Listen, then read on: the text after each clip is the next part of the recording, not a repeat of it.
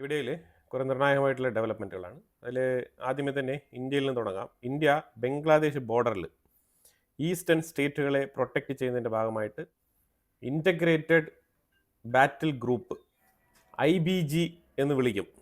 അങ്ങനെ 5000 പേര് കൊണ്ട് 2 യൂണിറ്റിന് തുടക്കം കുറിച്ചിട്ടുണ്ട്. തുടക്കം കുറിച്ചതിൽ മാത്രമല്ല 5000 പേരെ ഇമീഡിയറ്റ് ആയിട്ട് ഡിപ്ലോയ് ചെയ്തിട്ടുണ്ട്. ഈ ഡിപ്ലോയ് ചെയ്യുന്ന പറഞ്ഞാൽ ഈ ഇൻ്റഗ്രേറ്റഡ് ബാറ്റിൽ ഗ്രൂപ്പിൽ വരും എന്തൊക്കെ സംവിധാനങ്ങളാണ് ഇതിനകത്ത് ഉൾപ്പെടുത്തിയിരിക്കുന്നതെന്ന് നോക്കിക്കഴിഞ്ഞാൽ ഇതിൻ്റെ formula modern self contained compact formation ആണ്. Each IBG combines infantry, artilleries, engineers, logistics, support unit and cyber capabilities. ഇത്രയും ഫെസിലിറ്റീസോട് കൂടിയ ഇൻ്റഗ്രേറ്റഡ് ബാറ്റിൽ ഗ്രൂപ്പാണ് ഇപ്പോൾ ഫോം ചെയ്തിരിക്കുന്നത്. അതിലാണ് 5000 പേര് ഡിപ്ലോയ് ചെയ്തിരിക്കുന്നത്. അതായത് ഈ 5000 പേര് അടങ്ങുന്ന ഈ ഒരു സംഘത്തിനെ നമ്മൾ ബംഗ്ലാദേശിൻ്റെ ഒരു സൈഡിൽ നിന്ന് ഒരു മൂലയിൽ നിന്ന് ഇറക്കി വിട്ട് കഴിഞ്ഞാൽ ബംഗ്ലാദേശിൻ്റെ കാര്യത്തിൽ ഒരു തീരുമാനമാക്കി കൈ കൊടുക്കാൻ കഴിയും. ഇന്ത്യയിലുള്ള മറ്റുള്ള ഒരു ഡിപ്പാർട്ട്മെൻറ്റുകൾക്കും ഇന്ത്യക്കുള്ളിൽ പ്രവർത്തിക്കുന്ന മറ്റൊരു ഡിപ്പാർട്ട്മെൻറ്റുകൾക്കും ഇങ്ങനെ ഒരു റാപ്പിഡ് ഫോർമേഷൻ ചേഞ്ച് സാധ്യമല്ല. പക്ഷേ ഇന്ത്യൻ ആർമിക്ക് അത് സാധ്യമാണ്. ഇന്ത്യൻ ആർമി വളരെ റാപ്പിഡായിട്ട് തന്നെയാണ് ഈ ഒരു ഇൻ്റഗ്രേറ്റഡ് ബാറ്റിൽ ഗ്രൂപ്പ് ഫോം ചെയ്തിരിക്കുന്നത്. ബംഗ്ലാദേശിന് കൊടുക്കുന്ന ഒരു വാണിംഗ് കൂടിയാണിത്. കാരണം അവിടെ ഇലക്ഷൻ നടക്കാനിരിക്കുന്ന സാഹചര്യത്തിൽ നല്ല രീതിയിലുള്ള ലഹളകൾ ഉണ്ടാവാനും അവിടെ നിന്ന് ഇന്ത്യക്കുള്ളിൽ കടന്നുകയറ്റം നടത്താനുള്ള സാഹചര്യം വളരെ കൂടുതലാണ്. പ്രത്യേകിച്ച് ലഷ്കർ, ജയ്ഷ് പോലത്തെ സംഘടനകൾ പാകിസ്ഥാൻ്റെ ഉള്ളിൽ നിന്നും സൈഫുള്ള കസൂരി പോലത്തവനൊക്കെ ഇന്ത്യക്കെതിരെ താക്കീത്, ഇന്ത്യയിലേക്ക് കടന്നു കയറാൻ 1000 പേരെ ഞങ്ങൾ ഏത് നേരത്തും റെഡിയാക്കി വെച്ചിട്ടുണ്ടെന്നുള്ള ഓപ്പൺ പ്രസ്താവനകളൊക്കെ പുറപ്പെടുവിച്ചിരിക്കുന്ന സാഹചര്യം കൂടി ഇവിടെ നിലനിൽക്കുന്നുണ്ട്. അതിനോടൊപ്പം പാകിസ്ഥാൻ്റെ ആർമിയുമായിട്ട് ഞങ്ങൾക്ക് വളരെയധികം നല്ല ബന്ധമുണ്ട്. ഞങ്ങൾ ഇടയ്ക്കിടയ്ക്ക് ISIയുമായിട്ട് ബന്ധപ്പെട്ട് മീറ്റിംഗ് കൂടാറുണ്ട്, അവരുമായിട്ട് സംവദിക്കാറുണ്ട്, അവരുടെ നിർദ്ദേശങ്ങൾ സ്വീകരിക്കാറുണ്ട് എന്നുള്ള ഏറ്റുപറച്ചിലും കൂടിയാണ് സൈഫുള്ള കസൂരി 2 ദിവസങ്ങൾക്ക് മുമ്പ് പാകിസ്ഥാന്റെ ഉള്ളിൽ തീവ്രവാദികളുടെ മീറ്റിങ്ങിനെ അഭിസംബോധന ചെയ്ത സമയത്ത് അതിൽ പറഞ്ഞു വെച്ചത്. ഇതെല്ലാം തന്നെ ഇന്ത്യ കൃത്യമായി മോണിറ്റർ ചെയ്യുന്നുണ്ട്. അപ്പോൾ അതിനെതിരെ തന്നെയാണ് ശക്തമായ നിലപാടെടുത്തുകൊണ്ടാണ് ഈ ഇൻ്റഗ്രേറ്റഡ് ബാറ്റിൽ ഗ്രൂപ്പിനെ ഇപ്പം കളത്തിൽ ഇറക്കിയിരിക്കുന്നത്. ഇൻ്റഗ്രേറ്റഡ് ബാറ്റിൽ ഗ്രൂപ്പ് നമ്മൾ ശരിക്കും ചൈനയ്ക്കെതിരെയാണ് ഏറ്റവും കൂടുതൽ ഉപയോഗിക്കുന്നത്. ഇതിനകത്ത് മൗണ്ടൻ സ്പെഷ്യലൈസ്ഡ് ടീമുണ്ട്. അങ്ങനെ പല സംവിധാനങ്ങളും കൂടി ചേർന്നതാണ് ഇൻ്റഗ്രേറ്റഡ് ബാറ്റിൽ ഗ്രൂപ്പ് എന്ന് പറയുന്നത്. അപ്പോൾ ഇപ്പം നമ്മൾ അതിനെ ഏറ്റവും എഫക്റ്റീവായിട്ട് ബംഗ്ലാദേശിനെതിരെ ഉപയോഗിക്കാനാണ് തീരുമാനിച്ചിരിക്കുന്നത്. ഇത് നല്ല രീതിയിലുള്ള പ്രഷർ പോളിസിയാണ് അപ്ലൈ ചെയ്യുന്നത് ബംഗ്ലാദേശിന് മേളിൽ. ബംഗ്ലാദേശിന് ഇതിൻ്റെ ചേഞ്ച്, ബോർഡർ ഏരിയയിൽ ഇതിൻ്റെ ചേഞ്ച് വൈകാതെ തന്നെ കാണാൻ കഴിയും. ഇന്ത്യക്കെതിരെ ബംഗ്ലാദേശിൻ്റെ ഉള്ളിൽ തുടർച്ചയായി നടക്കുന്ന മൈനോറിറ്റി കൊലപാതകങ്ങൾ, അതുപോലെ തന്നെ ഇന്ത്യക്കെതിരെയുള്ള പ്രസ്താവനകൾ, ഇന്ത്യയുമായിട്ടുള്ള റിലേഷൻഷിപ്പ്, ഇതെല്ലാം തന്നെ കണക്കിലെടുത്തുകൊണ്ട് തന്നെയാണ് ഇന്ത്യ ഇങ്ങനെ എഫക്റ്റീവായിട്ടുള്ള മാനറിൽ ഒരു ട്രൂപ്പിനെ അവിടെ വിന്യസിച്ചിരിക്കുന്നത്. വളരെ നല്ല കാര്യമാണ്. നമ്മൾ അങ്ങോട്ട് കയറി അവന്മാരെ അടിക്കേണ്ട ആവശ്യമൊന്നുമില്ല, നമ്മളുടെ ബോർഡർ സെക്യൂർ ചെയ്താൽ മതി. ഇതാണ് നമ്മൾ ആദ്യം തൊട്ടേ പറഞ്ഞുകൊണ്ടിരിക്കുന്നത്. അപ്പോൾ നോക്കാം നമുക്ക് എങ്ങനെയാണ് ഇനി ഈ വിഷയത്തിൽ മുന്നോട്ട് കാര്യങ്ങൾ നീങ്ങുന്നത് എന്നുള്ളത്. അതായത് കുറച്ച് വെയിറ്റ് ചെയ്ത് നോക്കേണ്ടി വരും. ഇതാണ് ഇന്ത്യയുടെ ബോർഡർ സെക്യൂരിറ്റി, പ്രത്യേകിച്ച് ഇന്ത്യ ബംഗ്ലാദേശ് ബോർഡർ സെക്യൂരിറ്റിയുമായിട്ട് ബന്ധപ്പെട്ട വിഷയത്തിൽ നിലവിൽ ഇന്ത്യക്കുള്ളിൽ ഉണ്ടായിരിക്കുന്ന ഒരു നിർണായകമായിട്ടുള്ള ഡെവലപ്മെന്റ്. ഇത് വളരെ ഇമ്പോർട്ടൻ്റ് ആയിട്ടുള്ള ഡെവലപ്മെന്റ് ആണ്. നമ്മളുടെ ഇന്റഗ്രേറ്റഡ് ഫോഴ്സിനെ അവിടെ ഡിപ്ലോയ് ചെയ്യുന്നത് തന്നെ ബംഗ്ലാദേശിന് ഒരു സൈക്കോളജിക്കൽ വാർഫെയർ ആണ് ശരിക്കും പറഞ്ഞാൽ. ഗാസയുമായിട്ട് ബന്ധപ്പെട്ട ഒരു അപ്ഡേറ്റ് ആണ്. ശരിക്കും അബ്സല്യൂട്ട് ഡിസ്ട്രക്ഷൻ എന്നാണ് പറയുന്നത്. അതായത് കഴിഞ്ഞ ഒക്ടോബറിൽ ഈജിപ്തിൽ ഷർമൽ ഷേഖ് എന്ന് പറയുന്ന സ്ഥലത്ത് വെച്ചിട്ട് ട്രംപ് നടപ്പിലാക്കിയ ഗാസ പീസ് എഗ്രിമെന്റ്, അത് നടപ്പിലാക്കിയതിന് ശേഷം ഏതാണ്ട് 2500ഓളം ബിൽഡിങ്ങുകൾ ഇസ്രായേൽ ഗാസയ്ക്കുള്ളിൽ വീണ്ടും അടിച്ച് തകർത്ത് കളഞ്ഞിട്ടുണ്ട്. ഇതാണ് വാർത്ത. അപ്പോൾ ഇത് ന്യൂയോർക്ക് ടൈംസ് ഇത് പ്രസിദ്ധീകരിച്ചിട്ടുണ്ടായിരുന്നു. ന്യൂയോർക്ക് ടൈംസ് ഇതിനകത്ത് ക്ലിയർ ആയിട്ട് ഒരു ഡീവിയേഷൻ കാണിച്ചിട്ടുണ്ട്. ഈ ഡീവിയേഷൻ ഒന്നുമില്ല, ഇസ്രായേലിൻ്റെ സൈഡിൽ അവർ പറയുന്ന ന്യായവാദം, ഞങ്ങൾ എന്തുകൊണ്ടാണ് 2500 ബിൽഡിങ്സ് അടിച്ച് പൊട്ടിച്ചെന്ന് പറഞ്ഞാൽ ഇതിൻ്റെ ഉള്ളിൽ ഹമാസിൻ്റെ ഭീകരർ ഇത് ഒളിത്താവളമായിട്ട് യൂസ് ചെയ്യുന്നുണ്ട്, ഇതിനകത്തൊന്നും ആൾക്കാർ താമസമില്ല. അപ്പോൾ അതുകൊണ്ടാണ് ഞങ്ങൾ സെക്യൂരിറ്റി റീസൻ്റെ ഭാഗമായിട്ടാണ് ഇതിനെ അടിച്ച് തകർത്ത് കളഞ്ഞതെന്നാണ് ഇസ്രായേൽ പറഞ്ഞിരിക്കുന്നത്. ഇത് കൂടാതെ ഇസ്രായേൽ പറഞ്ഞിരിക്കുന്നത് ഇതെല്ലാം തന്നെ യെല്ലോ ലൈനിന്റെ ഇപ്പുറത്തുള്ള ബിൽഡിങ്സ് ആണ്. അതായത് നിലവിൽ ഇസ്രായേലിന്റെ കൺട്രോളിലുള്ള സ്ഥലത്തിൽ ഉണ്ടായിരുന്ന ബിൽഡിങ്സ് ആണ് ഞങ്ങൾ അടിച്ചത് എന്നാണ്, ഞങ്ങൾ തകർത്ത് കളഞ്ഞത് എന്നാണ് ഇസ്രായേൽ പറഞ്ഞിരിക്കുന്നത്. ഇത് ന്യൂയോർക്ക് ടൈംസ് ആണ് ഇങ്ങനെ പബ്ലിഷ് ചെയ്തിരിക്കുന്നത്. പക്ഷേ അറബ് മാധ്യമങ്ങൾ പൊതുവെ അവർ കോട്ട് ചെയ്തിരിക്കുന്നത് ഇസ്രായേൽ ഗാസയ്ക്കുള്ളിൽ, കാരണം അവരെല്ലാം തന്നെ എൻറ്റയർ ഗാസയായിട്ടാണ് കാണുന്നത്. ഇസ്രായേൽ ഇപ്പം ഗാസയായിട്ട് കാണുന്നത് യെല്ലോ ലൈനിന്റെ ഉള്ളിലുള്ള സ്ഥലങ്ങൾ മാത്രമാണ്. എന്താണോ പീസ് എഗ്രിമെന്റിൽ സൈൻ ചെയ്തിട്ട് അവർ യെല്ലോ ലൈൻ ബോർഡർ സൃഷ്ടിച്ചിട്ട് അതിൻ്റെ ഉള്ളിലുള്ള ഒരു ചെറിയ സ്ഥലമാണ് ശരിക്കും ഗാസയായിട്ട് നിലവിലുള്ളത്. അപ്പം അതായത് ഗാസ ഇസ്രായേലിന്റെ കാഴ്ചപ്പാടിൽ അത്രേ ഉള്ളൂ എന്നുള്ളതാണ് ഇസ്രായേൽ ഇൻഡയറക്റ്റ് ആയിട്ട് പറയുന്ന മെസ്സേജ്. നിങ്ങൾ പറയുന്ന ഈ 2500 ബിൽഡിംഗ് ഞങ്ങൾ ഗാസയ്ക്കുള്ളിലല്ല, ഇസ്രായേലിന്റെ കൺട്രോളിൽ നിലവിൽ യുദ്ധം ചെയ്ത് ഞങ്ങൾ ക്യാപ്ചർ ചെയ്ത് ഇസ്രായേലിന്റെ കയ്യിലുള്ള ടെറിട്ടറിയിലുള്ള ബിൽഡിങ്സ് ആണ് ഞങ്ങൾ തച്ച് തകർത്തത് എന്നാണ് ഇസ്രായേൽ പറഞ്ഞിരിക്കുന്നത്. അപ്പോൾ ഇങ്ങനെ ഒരു തർക്കം ഇപ്പോൾ അവിടെ രൂപപ്പെട്ട് വരുന്നുണ്ട്. ഇനിയുള്ള വിഷയം എന്ന് പറഞ്ഞാൽ വെനിസുലയുമായിട്ട് ബന്ധപ്പെട്ട ഒരു വിഷയമാണ്. വെനിസുലയുമായിട്ട് ബന്ധപ്പെട്ട അപ്ഡേറ്റ്സ് എന്ന് പറഞ്ഞാൽ ഇപ്പോൾ വെനിസുലയിൽ അമേരിക്കൻ എണ്ണ കമ്പനികളെ അങ്ങോട്ട് പോകാൻ വേണ്ടിയിട്ട് ട്രംപ് ഇപ്പോൾ പ്രേരിപ്പിക്കുകയാണ്. അപ്പോൾ അതിൽ നമ്പർ 1 കമ്പനി ആയിട്ടുള്ള എക്സോൺ മൊബൈൽ, ഈ എക്സോൺ മൊബൈൽ എന്ന കമ്പനിയാണ് ഇപ്പം നിലവിൽ റഷ്യയുടെ എണ്ണ കമ്പനിയായിട്ടുള്ള ലൂക്കോയിലിൻ്റെ കയ്യിൽ നിന്നൊക്കെ ഇറാഖിലുള്ള ഷെയർ എല്ലാം തന്നെ വാങ്ങിച്ചു കൂട്ടിയിരിക്കുന്നത്. അപ്പം ട്രംപ് എക്സോൺ മൊബൈലിന് ഒരുപാട് ഹെൽപ്പ് ചെയ്തിട്ടുണ്ട്, ഇല്ലാന്നില്ല. കാരണം എക്സോൺ മൊബൈലിന് ഡയറക്റ്റ് ആയിട്ട് ഇങ്ങനത്തെ എണ്ണ കമ്പനികളൊക്കെ ഇങ്ങനത്തെ എണ്ണപ്പാടങ്ങളൊക്കെ കൊടുത്തിട്ടുണ്ടല്ലോ. അത് തന്നെ വലിയൊരു ചേഞ്ചാണ്. അപ്പോൾ ആ സാഹചര്യത്തിൽ ട്രംപ് എക്സോൺ മൊബൈൽ എന്ന് പറഞ്ഞ ഈ ഒരു സ്ഥാപനത്തിനെ നിങ്ങൾ വെനിസുലയിൽ പോയിട്ട് നിക്ഷേപം ഇറക്കുക, അവിടെ നിന്ന് നമുക്ക് അവിടുത്തെ എണ്ണ കമ്പനികളുമായിട്ട് ബന്ധപ്പെട്ട് കോൺട്രാക്ട് ഡീൽ ചെയ്ത് സൈൻ ചെയ്ത് വർക്ക് സ്റ്റാർട്ട് ചെയ്യാൻ വേണ്ടിയിട്ട് എക്സോൺ മൊബൈലിന് ഒരു ഉത്തരവ് കൊടുത്തു. ഉത്തരവെന്നല്ല, ജസ്റ്റ് അവരെ വിളിച്ച് സംസാരിച്ചു. പക്ഷേ എക്സോൺ മൊബൈൽ ഇപ്പോൾ ഇതിനകത്ത് നിന്ന് ബാക്കൗട്ട് അടിച്ചിരിക്കുകയാണ്. എക്സോൺ മൊബൈൽ പറഞ്ഞിരിക്കുന്നത് അവിടെ ഒരു പൊളിറ്റിക്കൽ സ്ഥിരതയില്ലാത്ത സ്ഥലമാണ് വെനിസുല, ഏത് നേരത്തെ എന്തും സംഭവിക്കാം.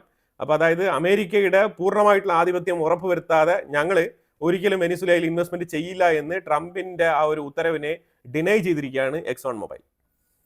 ഇപ്പോൾ ഇതിനെ ഇടത് മാധ്യമങ്ങൾ ശരിക്കും പറഞ്ഞാൽ വെനിസുലയുടെ ലൂട്ടിങ്, അതായത് എണ്ണക്കൊള്ളയ്ക്ക് എക്സോൺ മൊബൈൽ കൂട്ടുനിൽക്കുന്നില്ല എന്നുള്ള തരത്തിൽ വാർത്തകൾ കുറെ അടിച്ചിറക്കുന്നുണ്ട്.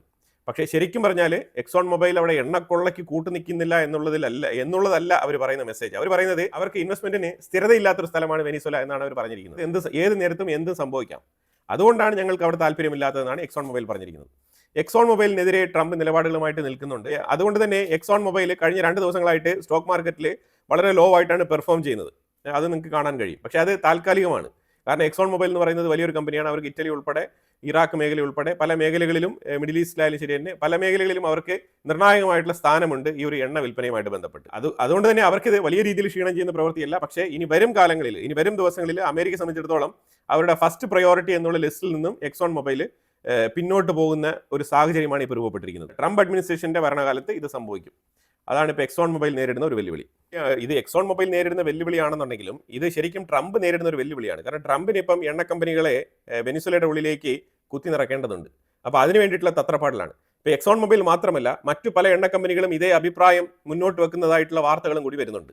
അതായത് അവിടെ സ്റ്റേബിൾ ആക്കുക. അപ്പോൾ അതുകൊണ്ടാണ് ട്രംപ് ഇവിടെ ഇരുന്നുകൊണ്ട് ഞാനാണ് വെനിസുലയുടെ പ്രസിഡന്റ് എന്നൊക്കെ പറയുന്നത്. ഇതൊക്കെ തന്നെ പറയുന്നത് ഇതുമായിട്ട് ബന്ധപ്പെട്ട് ഈ ബിസിനസ് രംഗത്ത് ഉണ്ടാകുന്ന ഈ രീതിയിലുള്ള ചർച്ചകൾക്കുള്ള ഒരു മറുപടി ആയിട്ടാണ് ട്രംപ് ഞാനാണ് വെനിസുലയുടെ പ്രസിഡന്റ് എന്നൊക്കെ വിളിച്ച് പറയുന്നത്. ഇങ്ങനത്തെ പക്വതയില്ലാത്ത സ്റ്റേറ്റ്മെന്റുകളൊക്കെ ട്രംപിന്റെ ഭാഗത്ത് നിന്ന് വരുന്നുണ്ട് എന്നുള്ളതാണ് ശ്രദ്ധേയമായിട്ട് നമ്മൾ നോക്കി കാണേണ്ടത്. ശരിക്കും അടുത്ത് ഇറാനുമായിട്ട് ബന്ധപ്പെട്ട അപ്ഡേറ്റ് ആണ്. ഇറാനിയൻ ഭരണകൂടം അവർ ചെയ്ത വിഷയം എന്ന് പറഞ്ഞാൽ അവർ ഇന്റർനെറ്റ് ഒക്കെ കട്ടാക്കിക്കൊണ്ട് കുറെ ജനങ്ങളെ വെടിവെച്ച് കൊന്നു കഴിഞ്ഞാൽ ഈ പ്രതിഷേധം അവസാനിക്കുമെന്ന് വിചാരിച്ചു. അത് തെറ്റിദ്ധാരണ മാത്രമായിരുന്നു. ഇന്നലെ തെഹ്റാൻ എന്ന് പറഞ്ഞ സിറ്റിയിൽ വീണ്ടും ജനങ്ങൾ തടിച്ചുകൂടി. അതുപോലെ തന്നെ പല സ്ഥലങ്ങളിലും പല സിറ്റികളിലും വീണ്ടും പ്രതിഷേധം ആളിക്കത്തുന്ന രംഗമാണ് വീണ്ടും കാണാൻ കഴിയുന്നത്. ഇന്നലെ ഒരു കൊലപാതകം നടന്നതിനെ തുടർന്ന്, ഇന്റർനെറ്റിന്റെ ഫെസിലിറ്റി കട്ടാക്കിയതിനെ തുടർന്ന്, ഇന്റർനെറ്റ് ബ്ലാക്ക് ഔട്ട് ചെയ്തതിനെ തുടർന്ന് ഒരുപാട് യുവാക്കൾ വീണ്ടും തെരുവിലേക്ക് ഇറങ്ങുന്ന സാഹചര്യമാണ് ഉണ്ടായത്. കാരണം ഇന്റർനെറ്റ് ഒക്കെ കട്ട് ചെയ്ത് കഴിഞ്ഞാൽ അത് ശരിക്കും ഇന്നത്തെ ഒരു യുവതലമുറയിൽ അത് വല്ലാത്ത രീതിയിലുള്ള ഒരു ഇമ്പാക്ട് ഉണ്ടാക്കും. ആ ഇമ്പാക്റ്റിനും കൂടി ഉത്തരം പറയേണ്ട ഒരു സാഹചര്യത്തിലേക്ക് IRGC ഭരണകൂടം തള്ളപ്പെട്ടിരിക്കുകയാണ്. ഇനി നമ്മൾ നോക്കിക്കഴിഞ്ഞാൽ ഇറാനിയൻ ഭരണകൂടത്തിനെ അനുകൂലിച്ച് നടന്ന റാലിയിൽ ശരിക്കും ഫോറിൻ മിനിസ്റ്റർ അബ്ബാസ് അറക്ചി, അതേപോലെ ഇറാനിയൻ പ്രസിഡന്റ് മസൂദ് പെസസ്ക്യാൻ ഉൾപ്പെടെയുള്ളവർ പങ്കെടുത്തിട്ടും വലിയ ഗുണമൊന്നും ഉണ്ടായില്ല എന്നുള്ളതാണ്. അമേരിക്കക്കെതിരെ ഒരു സ്റ്റേറ്റ്മെന്റ് പറയാൻ ഇറാൻ ഫുള്ളി കൺട്രോൾഡ് ആണ്, ഞങ്ങൾ ഇറാന്റെ കാര്യങ്ങളെല്ലാം നിയന്ത്രിച്ചിട്ടുണ്ട്, പ്രതിഷേധങ്ങളൊക്കെ ഞങ്ങൾ ഒരുവിധം എല്ലാം ഒതുക്കി തീർത്തിട്ടുണ്ട് എന്ന് ഒരു പ്രതിച്ഛായ സൃഷ്ടിക്കാൻ വേണ്ടിയിട്ടുള്ള ശ്രമമായിരുന്നു ശരിക്കും പറഞ്ഞാൽ ഇന്നലെ നടത്തിയത്. പക്ഷെ അത് അപ്പാടെ പരാജയപ്പെട്ടിരിക്കുകയാണ്. വീണ്ടും പ്രതിഷേധം ആളിക്കത്തുന്ന രംഗമാണ് കാണാൻ കഴിയുന്നത്.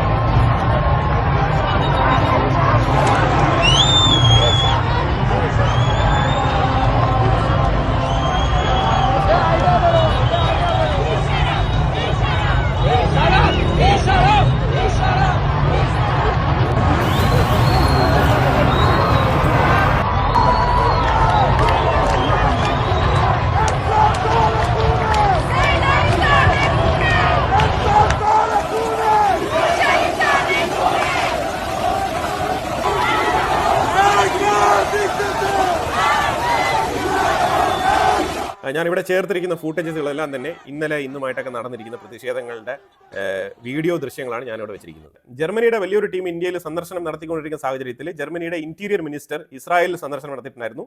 അപ്പോൾ ഇസ്രായേലിൽ ബെഞ്ചമിൻ നെതന്യാഹുവും ജർമ്മനിയുടെ ഇന്റീരിയർ മിനിസ്റ്റർ അലക്സാണ്ടർ ഡോബ്രിൻറ്റ് ഇവർ തമ്മിൽ ഒരു ചർച്ചയും അതിനെ തുടർന്ന് ഒരു എഗ്രിമെന്റ്, ഡിഫൻസ് ഡീൽ, അതാണ് അവിടെ ഇന്നലെ ഒപ്പിട്ടത്. ഇസ്രായേലും ജർമ്മനിയും തമ്മിൽ ഡിഫൻസ് എഗ്രിമെന്റ് നിലവിൽ വരികയാണ്.